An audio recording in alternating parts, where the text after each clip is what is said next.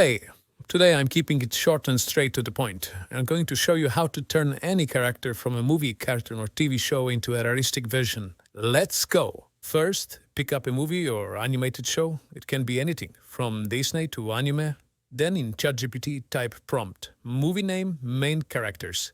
And boom, you've got a list of characters. Next, copy character name, paste into the Google, find an image you like and save it to your computer. Now go to Sora, upload your image, and type the prompt. Turn this image into a realistic style image. And just like that, you have got your realistic version of the character. To make it more dynamic, I use Pixverse. But you can use any AI tool with a frame-to-frame mode.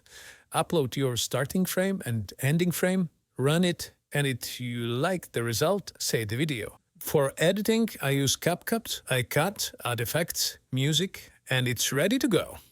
Finally, upload your creation to YouTube, TikTok, Instagram, and watch people be amazed by your work.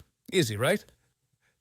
And that's it. If you like this quick tutorial, give it a like and subscribe, because I've got more ideas on creative ways to use AI. See you in the next one.